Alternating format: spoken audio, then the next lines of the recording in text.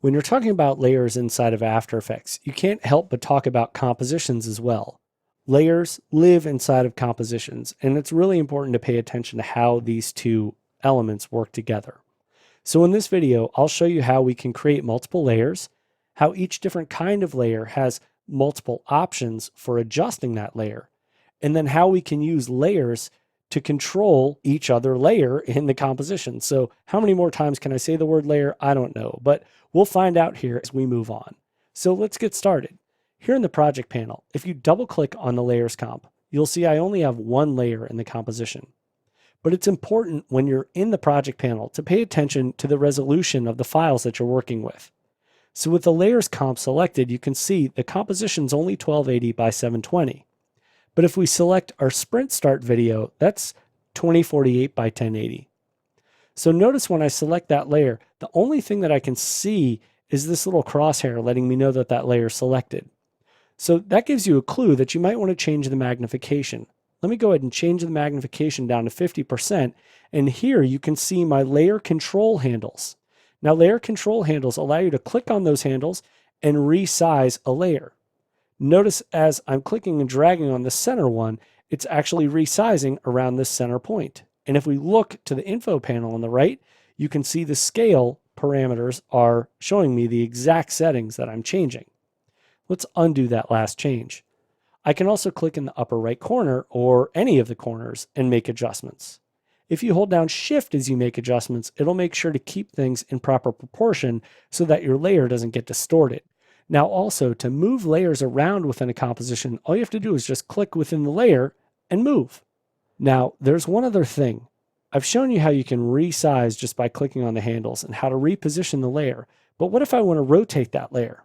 Well, if we go back up to our tool panel here, I could grab the rotation tool and then just click and drag, and it's going to go ahead and rotate around this center point. Well, let's say I want that center point to be at a different place. Well, if we go back up to our tool panel here, I could grab my pan behind tool. This allows me to click on the center point and move it. And now it's no longer a center point, but basically it's called the anchor point. By default, it'll be in the center of any layer. Now that I've moved my anchor point, I'm going to grab my rotation tool here and click and drag. And now you notice it's rotating around the new point. Now I know this isn't set at a perfect 0. So if I want to adjust my rotation to 0, you can adjust layer settings by opening the disclosure triangle. Now I want you to notice with this video layer, I have transform options and audio options. If I open the transform options, sure enough, under rotation, it's at minus 0.8. So I can go ahead and click on that and change that to a value of 0. And if I press tab, it'll move to the next field.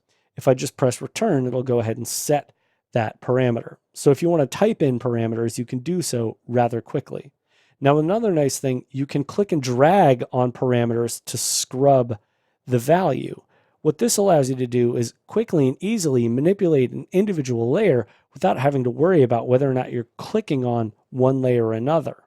Now, this isn't an issue right now because I only have one layer in my project. So let's go ahead and import another layer. Before I go too much further, I want to make sure to grab my selection tool so I don't accidentally rotate something if I click in my composition panel. So let's double click in the project panel. That'll open up your import dialog box. Then I want you to navigate to the exercise files folder, and in the footage folder, I want you to go to the O2 AI folder. In there, go ahead and select the H+ Sport layer. I want to import this as a footage file and then just click open. We can choose an individual layer. I don't necessarily want to choose an individual layer, so I'll merge all the layers. Now let's click OK. To add this to our comp, all we have to do is click and drag to drag it to my layers panel. Now notice when I'm dragging, I'm getting a black line that appears. This allows you to determine exactly where in the layer hierarchy you want your new layer to appear. So if I dragged it below layer 1, you wouldn't be able to see anything unless I lowered the opacity for layer 1. Okay? But if I wanted it to appear above layer 1, I'll just click and drag and move it above layer 1. We've manipulated the layer in the composition window. We've manipulated it by scrubbing the different parameters here. There's another way you can manipulate the layer, and that has to do with its appearance over time. So let's say I don't want this logo to appear until 1 second in the project. Well, I'll click on my current time indicator and move it to 1 second. Now, if I hover over the left side of the layer, I get double arrows, which allow me to click and drag. And then if I hold Shift as I drag, it'll snap to the current time indicator. So now if we move our current time indicator, you see our H+ logo doesn't appear until about 1 second into the project. Now, what if I want to control visibility between layers? Well, I can definitely do that as well. But before I do that, it's important to understand what all these buttons and switches are. So let's start by looking at the left side of layer 1. If I turn this little button off and on, that will determine the layer's visibility. So I can turn it off, turn it on. Okay. The next button here is the solo button. If you go ahead and enable that, now I'm only seeing that one layer in my project. The lock button allows you to lock off a layer so you can't accidentally select that layer. Let me undo that. See, if I try and click on that logo, it'll automatically just select the background layer. Now, these switches over here, you won't have to use quite as often, and you'll gain much more familiarity with these as we move throughout the course. The only one that I want you to pay attention to right now, if I select layer 1, is this one here on the right, which enables 3D. So let's go ahead and click on that. And now notice, look what happened in my composition panel. Let's change the magnification up to 200%. Here you can see I have these arrows, and what they are, they're letting me know I can move this on the x-axis or the y-axis or even the z-axis if I hover my mouse over the blue one. So notice as I'm moving around, I'm repositioning this layer in 3D space. In order to see what I'm doing, let's open up the options for layer 1. And notice now, since it's in 3D space, I have transform options and material options. Whereas layer 2 only has transform and audio options. If I turn off 3D, notice I only have transform options. Now that we've covered 3D, let me show you how I can determine one layer's visibility based on the other layer. I'm going to change my magnification back to 100%. And if we reposition our H+ Sport logo just by clicking and dragging, let's say I want my video to appear only inside of this layer. I can do that by selecting layer 2 and then go down to this button here in the bottom and toggle switches and modes.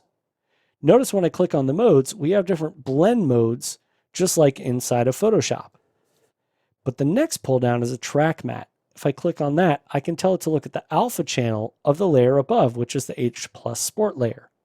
I want you to pay attention to the visibility of that layer when I choose that. Notice it automatically turns that layer off, but I still see the H. That's because the alpha channel of this layer is determining the visibility of the layer below. So now if I reposition layer 2, I can reposition my runner in a slightly better place that's more interesting.